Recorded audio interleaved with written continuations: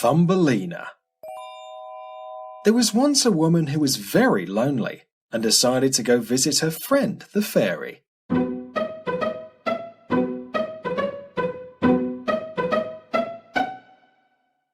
Hello, dear.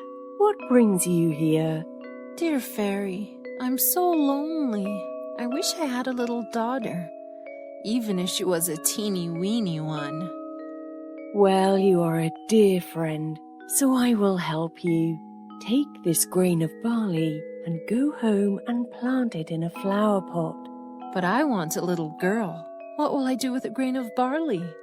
Trust me and do as I say. You will receive a very pleasant surprise. The woman went home and planted the grain of barley like the fairy had told her to.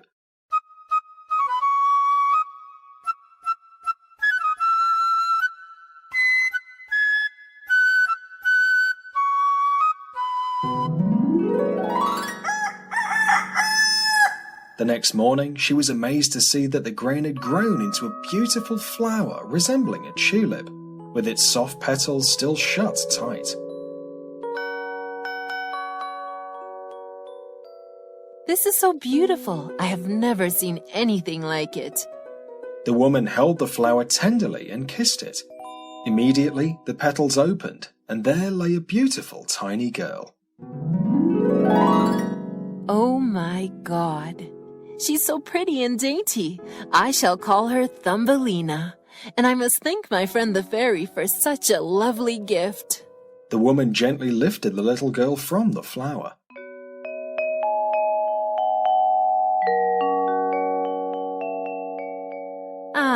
Now let me see how I can make her comfortable. This walnut shell shall be her bed, and I think these flower petals can be used as a mattress and blanket.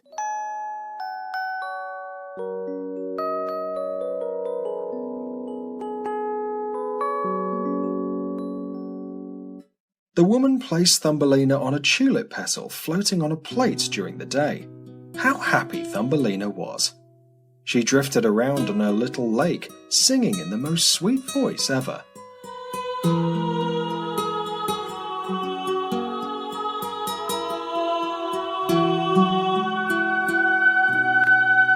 One night, when Thumbelina was fast asleep in her tiny walnut shell, a horrible-looking frog saw her from the window.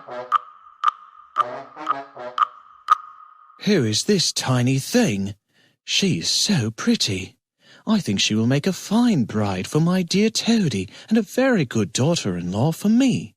The frog hopped inside and carried away the sleeping Thumbelina to the pond.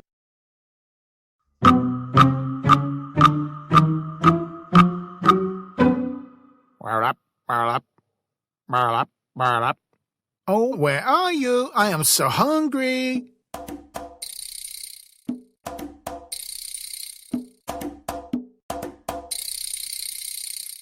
Stop complaining all the time. Look what I have brought for you. This beautiful creature will be the perfect bride for you. Croak, croak, croak, croak. Yes, I know you are very excited. Now we have to make a nice bridal room in the marsh so that you can marry her and stay there with her. Croak, croak, croak, croak. The croaking noise woke up Thumbelina. She looked around, feeling very scared on seeing the frog and toad. She is awake! She is awake! My bride is awake! Bride of this ugly-looking creature? Never! His eyes look like they will pop out at any minute. How dare you? You will marry my son and be a good and obedient wife. I will make sure you can never escape from here. The frog put Thumbelina on the leaf of a water lily in the middle of the pond. Thumbelina sobbed and cried out for help.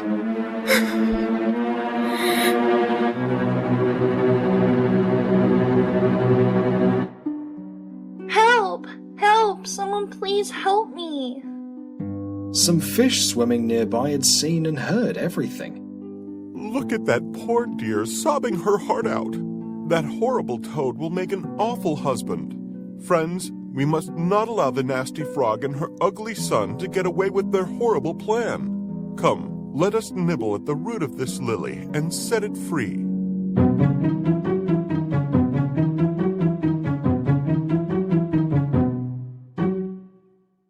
And so they nibbled and nibbled and nibbled, till the leaf of the lily was free and floated away. Thumbelina sailed past many beautiful places and saw many pretty sights.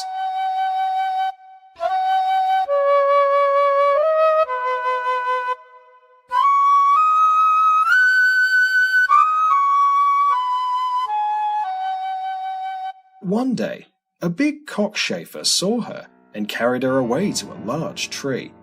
He was very proud of her and invited all his friends to come and have a look at her.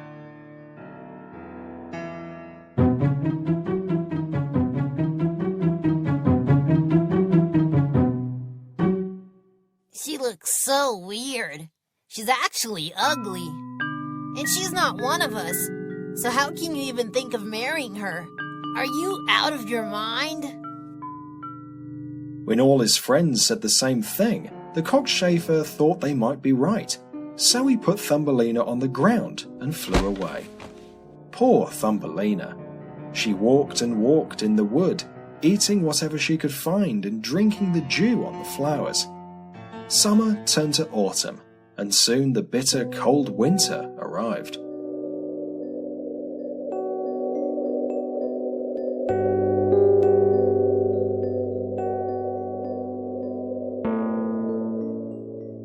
It's getting so cold. Unless I find somewhere to take shelter, I will surely freeze to death. Brrr.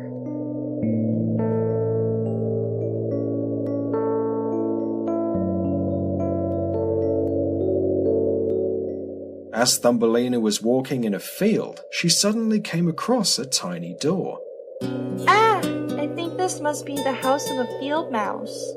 I hope it is a kind mouse who will give me something to eat and let me stay for some time. Thumbelina knocked on the door, and very soon it was opened by a mouse. I'm very hungry. Could you please give me something to eat? What are you doing out in the cold? Come in and warm yourself near the fire. You can share my dinner. I have some hot soup and cheese and bread. Thank you so much. You are so kind. Soon Thumbelina had eaten a nice meal prepared by the mouse, and feeling tired, she just wanted to sleep for some time. Your house is so warm and cozy. May I sleep here tonight? I'm really tired after walking for so long. Well, if you have nowhere to go, you can certainly rest here. In fact, if you can keep my house neat and clean, you can stay here for the whole winter. Can you do that? Of course. Thank you so much.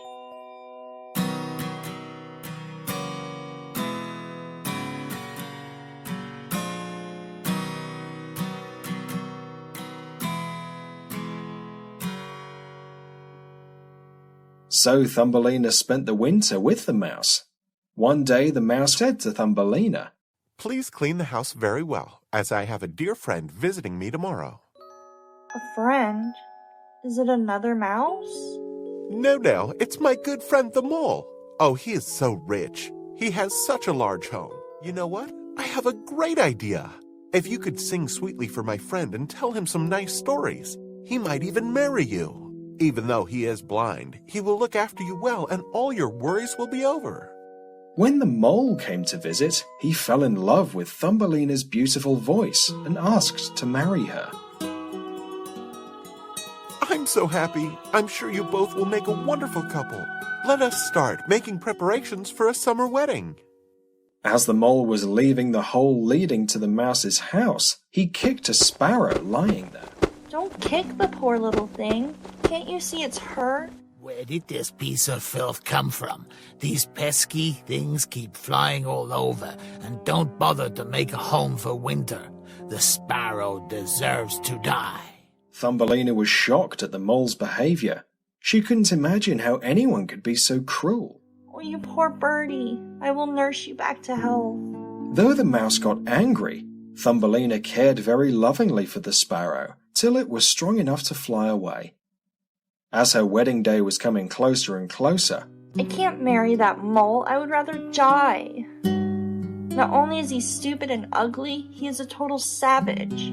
And I can't imagine living all my life in a hole. I want to be out in the sun, breathe the fresh air, and see all the lovely flowers and birds. I have to escape from the mouse and the mole. Suddenly, Thumbelina heard a sound and looked up to see the sparrow she had looked after. My dear, you are a gentle and kind soul. That horrible mole does not deserve you. Winter is soon going to come and I am flying away to a warm land. Why don't you just hop onto my back and come with me? I will take you far away from the mole and the mouse. Thank you so much, dear friend. I have to escape from here. So Thumbelina jumped onto the sparrow's back, and away, away, away they flew to the beautiful land of flowers. Whee! This is so wonderful. The sparrow very gently put Thumbelina on the petal of a large yellow flower. Thumbelina was tired after a long journey and immediately fell asleep. The sparrow sat on a tree above, looking after her. A little later, she woke up to the sound of a very gentle voice. Who is this pretty maiden? I have never seen her here before. Thumbelina got scared on seeing the stranger. Oh, don't be afraid. I am the king of flowers. I have never seen anyone as beautiful as you. Will you be my queen? Suddenly, Thumbelina's friend the sparrow flew down. Thumbelina, Thumbelina, this is the king of flowers. He is a very, very kind man, and everyone here loves him, I know. So, my dear, what do you say? Will you be my wife? The king was so kind and handsome. How could Thumbelina refuse? And so she married the king and became the queen of flowers, living happily ever after. Hello. You all deserve thanks and praise. Without you, our channel would not have reached the best ranks, and without your efforts, success would not have been any reach and goals would not have been achieved. You are the basis for raising this channel and the basis for its progress, and you are the ones carrying the torch of success and development.